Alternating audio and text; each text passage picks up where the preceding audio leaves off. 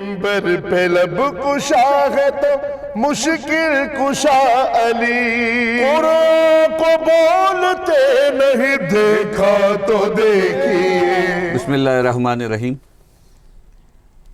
سامعین کرام، قائم ٹی وی کی خصوصی نشریات امام علی نقی کی شہادت کے حوالے سے آج ہمارے مہمان معروف ریسرچ اسکالر، محقق، ادیب جناب ارتضیٰ عباس نقوی صاحب ہمارے ساتھ موجود ہیں۔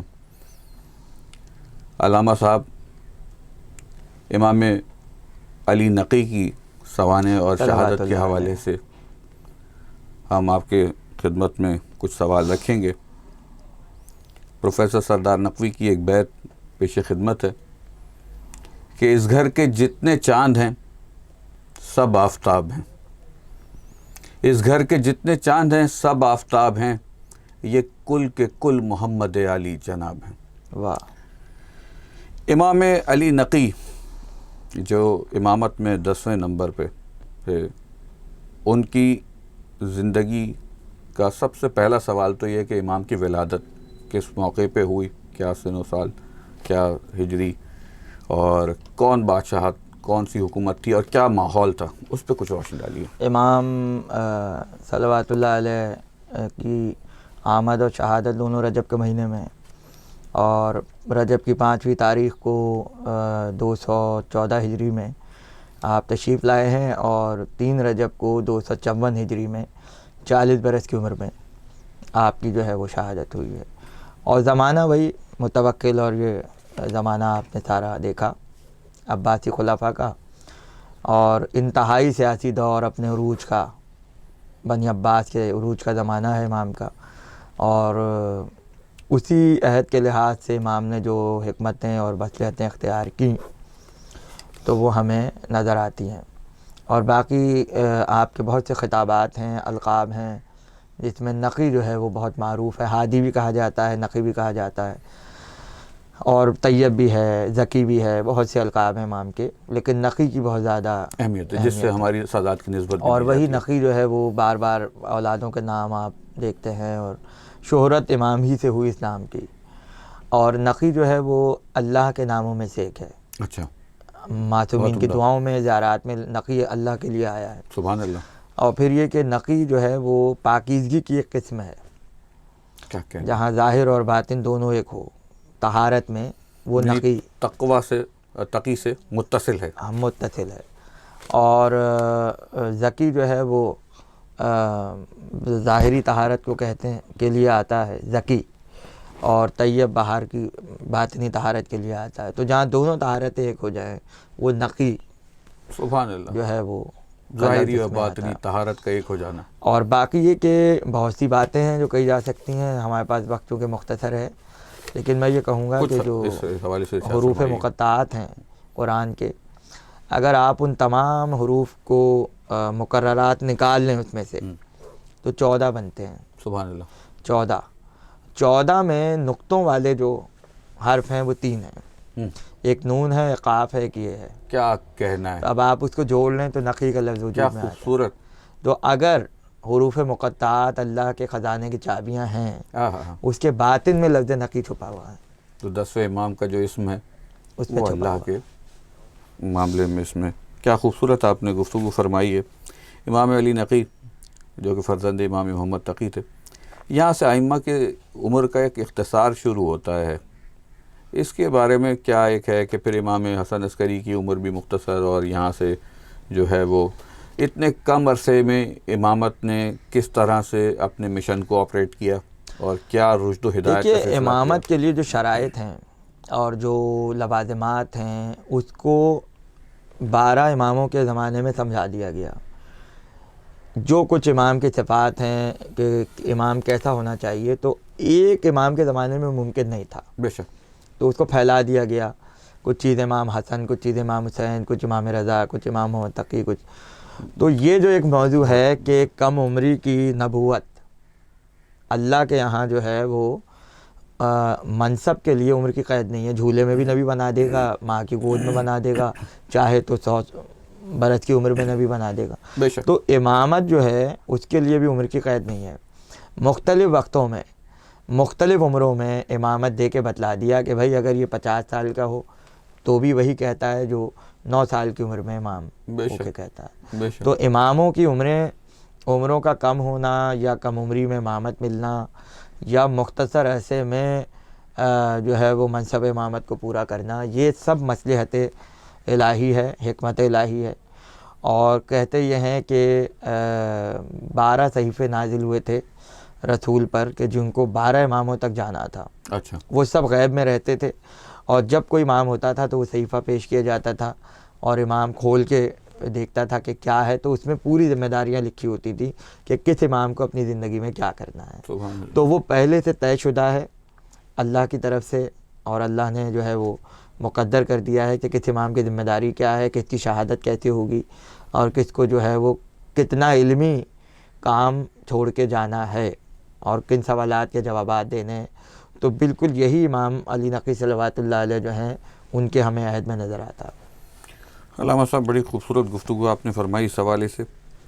اب سوال ایک آپ کی خدمت میں جو پیش ہے وہ ان کی اولاد کے حوالے سے ہے، کیونکہ ہمارے ہاں بعض ائمہ کے ہاں کچھ معاملات ایسے آئے ہیں کہ جو متنازع بھی ہوئے ہیں، جس میں حضرت جعفر ان کے ایک فرزند کا نام ہے کہ جو کہ مختصر آپ اس پہ کچھ گفتگو کریں کہ اس کو ایک تاریخ میں ایک متنازع ایک حیثیت حاصل ہے، اس پہ کچھ روشنی ڈالیے.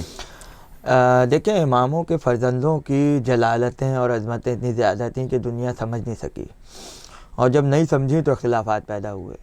اب جعفر جو ہیں یعنی امام علی نقی کے 4 فرزند، پہلے امام حسن عسکری، پھر سید حسین، پھر جعفر اور سید محمد. تو یہ چاروں بیٹے امام کے، ان کی اپنی اپنی خصوصیات ہیں. امام حسن عسکری کو امامت ملی، سید محمد کے بارے میں بھی لوگ کہتے تھے کہ یہ امام ہوں گے. جب ان کی وفات ہوئی ہے تو امام حسن عسکری نے امام علی نقی نے امام حسن عسکری سے کہا کہ تم اب نئے سرے سے شکر الہی کرو کہ اللہ نے جو ہے وہ منصب امامت کو تمہارے لیے پسند کیا. مقصد یہ نہیں تھا کہ وہ امام ہوتے، بتلانا یہ تھا کہ وہ والا معاملہ تمہارے ساتھ نہیں ہوا جو اسماعیل اور امام موسیٰ کاظم کے ساتھ اس کنٹروورسی سے بچے، اس سے تم جو ہے تو اب تمہارے لیے کوئی فرقہ نہیں بنے گا. بالکل. کوئی تمہاری امامت کے لیے نیا جو ہے دین لے کے نہیں آئے گا، بلکہ تمہارے لیے اللہ نے طے کر لیا کہ تم ہو. تو یہ ایک بہت بڑی فضیلت ہے. اور پھر سید حسین ہے. سید حسین کے بارے میں یہ ہے کہ امام زمانہ کی جو آواز ہے وہ ان سے ملتی ہے، کیا کہنا اپنے چچا سے. یہ بہت بڑا ان کے لیے جو ہے شرف ہے. اور پھر یہ کہ سید جعفر، تو سید جعفر کے بارے میں یہ ہے کہ ہمارے یہاں کذاب اور طواب جیسے القاب جو ہیں، تو ہم نے تو کافی پہلے سے جو ہے وہ اس کے حوالے سے ہمیشہ اپنی آواز بلند کی ہے کہ اماموں کی اولادوں کے خلاف زبان نہ کھولی جائے. بے شک. اس لیے کہ اگر آج آپ کا بیٹا کوئی غلطی کرتا ہے تو لوگ بیٹے کی غلطی نہیں مانیں گے، بلکہ بعد آپ کی تربیت اور آپ کے خون اور آپ کی نسل تک جائے گی. بے شک. بات صرف اتنی ہے کہ دنیا سمجھ نہیں سکی، کرداروں کو نہیں سمجھ سکی. اگر وہ مصلحتیں، وہ حکمتیں جو لوگ دور سے دیکھ رہے تھے، انہوں نے نئے فرقے بنائے اور نئی نئی باتیں ہوئیں. جعفر جو ہیں ان کو آیت اللہ مرشی نجفی جو ہیں وہ جعفر مرتضیٰ کہا کرتے تھے. سبحان اللہ. اور وہ کہتے تھے کہ انہوں نے جو کچھ بھی کیا وہ امام کی حفاظت کے لیے کیا. تدبیر تھی وہ. ہاں وہ تدبیر تھی، حکمت تھی. اگر وہ جنازہ پڑھانے کے لیے آگے آئے تو وہ امامت کا دعویٰ نہیں کر رہے تھے، بلکہ امام وقت کی حفاظت کر رہے تھے، کیونکہ ان کے تعلقات حکومت سے بھی تھے اور وہ ایک امام کے فرزند بھی تھے. بے شک. تو انہوں نے اس آڑ میں جو ہے وہ امام زمانہ کی حفاظت کی تاکہ وہ حکومت کی نظروں میں نہ بلندی پہ تھی اس زمانے میں کہ ظاہر سی بات ہے کہ اگر تدبر سے کام نہ لیا جاتا تو اگر ایسے تدبر خدائی بھی ہیں کہ جو امام مہدی کی ظاہر سی بات ہے غیبت بھی اللہ تعالیٰ کی تدبیر ہے. یہ اس کو آپ کہیں سیاست الہیہ، یہ سیاست الہیہ ہے کہ نظام ہدایت کو برقرار رکھنے کے لیے جو مصلحتیں اختیار کی جائیں. تو بالکل اسی طرح جو ہے وہ ایک کتاب چھپ گئی ہے سید جعفر پر ایران سے. ان کے خلاف جتنی روایات ہیں اس کا تجزیہ ہوا ہے، اس کے راویوں کو کھنگالا گیا ہے اور ثابت کیا گیا ہے کہ وہ ضعیف روایتیں ہیں اور ان لوگوں سے مروی ہیں جو بنی عباس کے افراد تھے.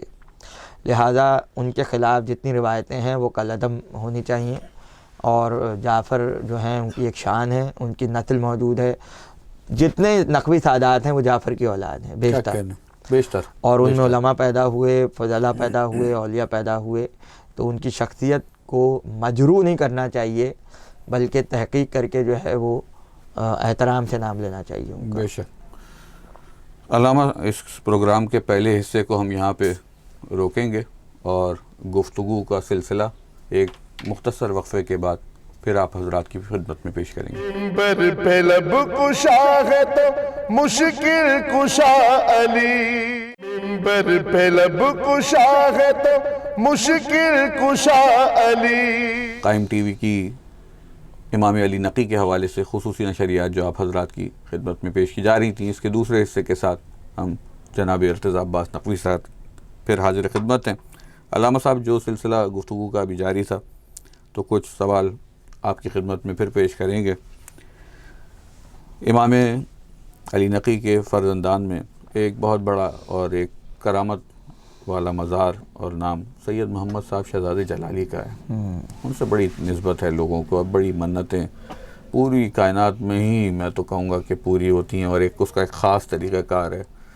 تو اور فرزندان کے حوالے سے بھی جیسے کہ آپ نے گفتگو فرمائی، تو کہ اس حوالے سے کچھ خصوصی طور پہ سید محمد جو ہیں وہ عراق میں جو بلد شہر مشہور ہے، بلد تو شہر کو کہتے ہیں، لیکن اصل جو اس جگہ کا نام ہے وہ دجیل ہے، دجیل، اور اس نسبت سے ان کا ایک لقب ہے سبع الدجیل، یعنی دجیل کا شیر۔ کیا کہنا ہے، ان کا ہیبت اور جلالت اتنی زیادہ ہے۔ ان کے بارے میں جو سب سے زیادہ واضح اور مشہور کرامت ہے وہ یہ ہے کہ چوری نہیں ہو سکتی۔ اگر آپ ان کے حرم سے کوئی کتاب چرا لیں یا کوئی بغیر اجازت کے وقف ہوئی بھی شے اٹھا لیں تو آپ روضے سے باہر نہیں جا سکتے۔ حتیٰ کہ اگر آپ گاڑی میں سوار ہو جائیں تو یہ بھی دیکھا گیا ہے کہ گاڑی چلتی نہیں ہے جب تک وہ امانت پہنچانا دی ہو۔ اور پھر جن لوگوں نے چوری کی کوشش کی، اس کی بڑی کرامات ہیں، ان کو جو سزائیں ملی ہیں، اور جو تو لوگوں نے یہ سب جب دیکھا تو وہ ان کو باب الحوائج کہتے ہیں، اور ان کے ہاں مانگی ہوئی ہر دعا جو خلوص سے مانگی جائے وہ پائے تکمیل تک پہنچتی ہے، اور نظر پوری کرنے کے لیے وہاں قربانی بہت اہتمام سے لوگ کرتے ہیں، اور اس کے آداب ہیں، اس کا دسترخوان ہوتا ہے، اور اس میں یہ ہوتا ہے کہ کوئی کھانے کے لیے انتظار نہیں ہوتا۔ اچھا، جو آئے گا، ایک آدمی بھی اگر آ گیا تو دسترخوان کھول دیا جاتا ہے، کیونکہ وہ کہتے ہیں کہ ہم اس دسترخوان کے محتاج ہیں، دسترخوان ہمارا محتاج نہیں ہے۔ تو وہ بہت آداب اور طریقے سے وہ دسترخوان ان کا مشہور ہے، اور اب تو اتنا مشہور ہو گیا ہے کہ پاکستان میں بھی مومنین باقاعدہ۔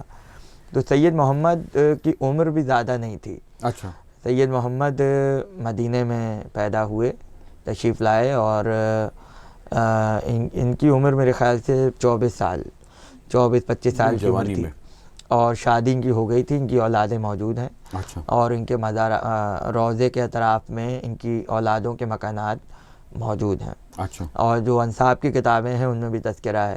تو یہ اپنی والدہ گرامی کو مدینے لینے کے لیے جا رہے تھے، اچھا، اور راستے میں ان کی وفات ہو گئی، تو پھر ان کو وہیں دفنایا گیا، اور جو رسم تعزیت ہوئی ہے اس کا اہتمام لوگوں نے بہت تفصیل سے ذکر کیا ہے کہ 700 کرسیاں لگائی گئیں، اور ایک مجمع آیا اور لوگوں نے تعزیت کی، بہت بڑا جاہو جو حشم ہے تھا اس وہ کا۔ جاہ و جلال تھا ان کے۔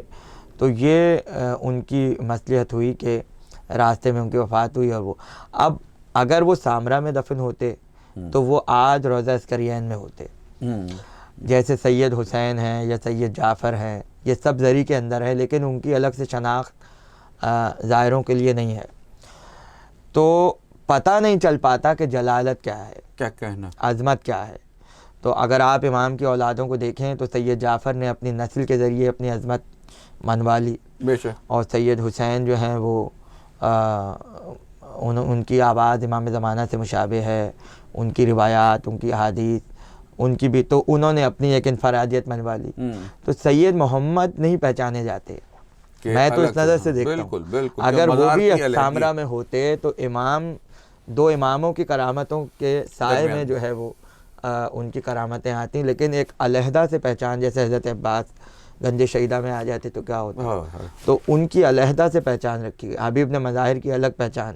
تو اسی طرح سے جو ہے سید محمد کو الگ بالکل رکھ کے بتایا گیا کہ ایک ویرانے میں جہاں کوئی بلا وجہ جانے پہ راضی نہیں ہوگا، لیکن لوگ صرف ان کی زیارت کے لیے آتے ہیں، اور انتہائی کرامات، انتہائی دعائیں. مجھے کئی بار شرف ہے ان کے روضے پہ مجلس پڑھنے کا، جانے کا، بہت لطف آتا ہے.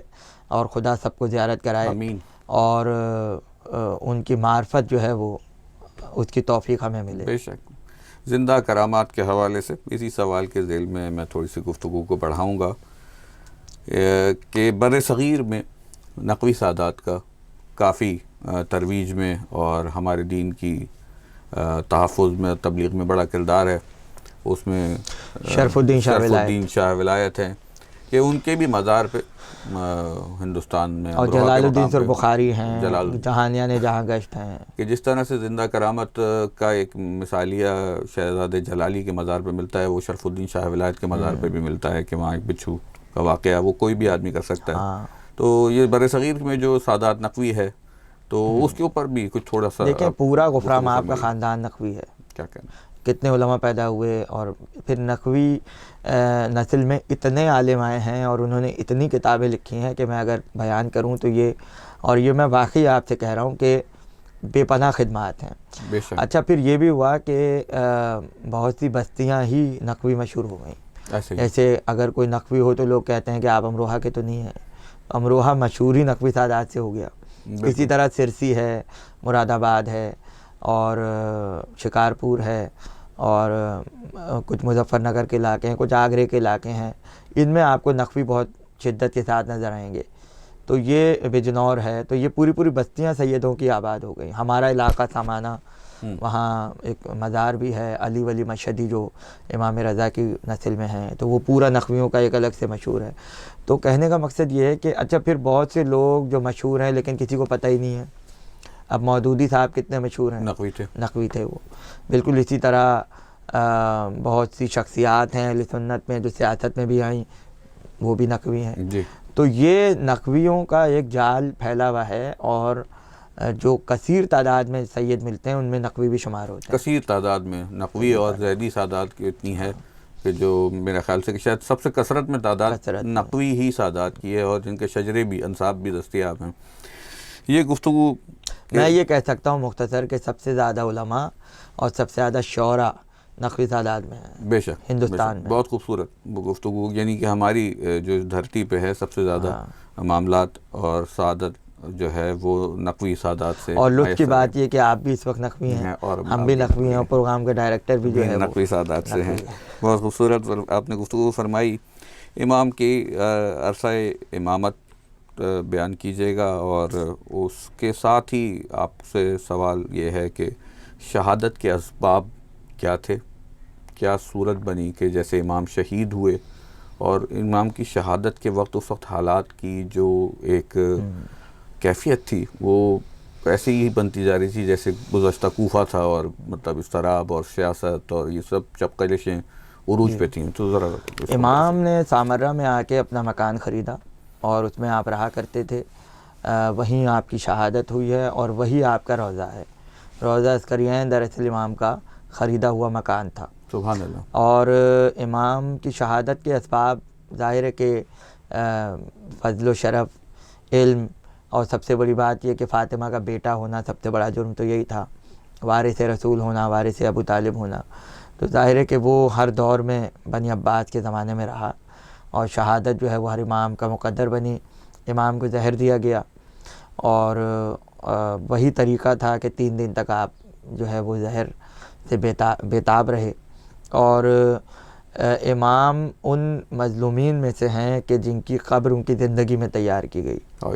یعنی بیٹھے ہیں اور سامنے قبر کھدی ہوئی ہے، اور حاکم کا حکم ہے کہ جیسی یہ اس دنیا سے جائیں تو ان کو یہاں دفنا دیا جائے. تو بے پناہ مصائب. اور میں سمجھتا ہوں کہ اگر آپ کی زندگی میں آپ کے آبا و اجداد کی قبروں کو مسمار کر دیا جائے تو آپ کیسے برداشت کریں گے؟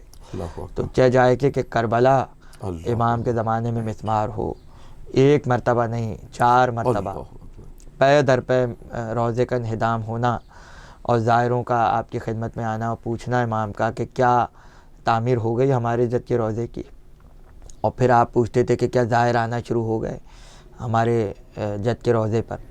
تو جب آپ بیمار ہوئے تو آپ نے ایک زائر کو بلایا، اس کو رقم دی اور کہا کہ جب تم حسین کے روضے میں پہنچو تو حائر میں میرے لیے دعا کرنا۔ بتلانا یہ تھا کہ خود کربلا ایسی جگہ ہے کہ خود امام اپنے لیے اللہ جو ہے وہ حالانکہ امام ہیں امام ہے، لیکن وہاں کربلا کی عظمت کو اجاگر کیا، اور پھر کربلا کی زیارت کے فضائل کا بیان، یہ ساری چیزیں۔ اور پھر جب آپ کی شہادت ہوئی ہے تو کہتے یہ ہیں کہ گھر میں چند ہی لوگ موجود تھے، 2 بیٹے موجود ہیں، امام حسن عسکری اور سید حسین موجود ہیں۔ سید محمد کی وفات آپ کی زندگی میں ہو گئی تھی، 24 سال کی عمر اور بیٹے کا جنازہ۔ اللہ 24 سال کی عمر میں اپنے بیٹے کو دنیا سے وہی جاتے ہوئے مصائب جو کہ دیکھا امام حسین تو گویا وراثت مل جوانی گئی، کی۔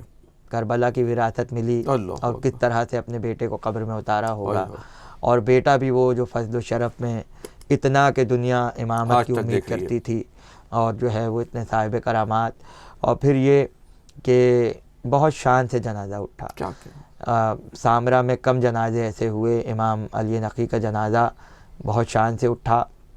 لیکن میں یہ کہوں گا مخاطب کر کے کہ فرزند رسول آپ کی، یہ آپ کا مقدر ہے، کیا کہ یہ آپ کی قسمت ہے کہ 2 بیٹے بھی ہم موجود ہیں کاندھا دینے کے لیے، نرجس خاتون موجود ہیں رونے کے لیے، اور بہن حکیمہ خاتون موجود ہیں رونے کے لیے، مگر کربلا میں آ کر دیکھیے کہ جہاں نہ کوئی ساتھ دینے والا ہے نہ کوئی رونے والا ہے، اور جو ہے وہ تنہا عابد بیمار اپنے بابا کی جو ہے قبر بنا رہے تھے۔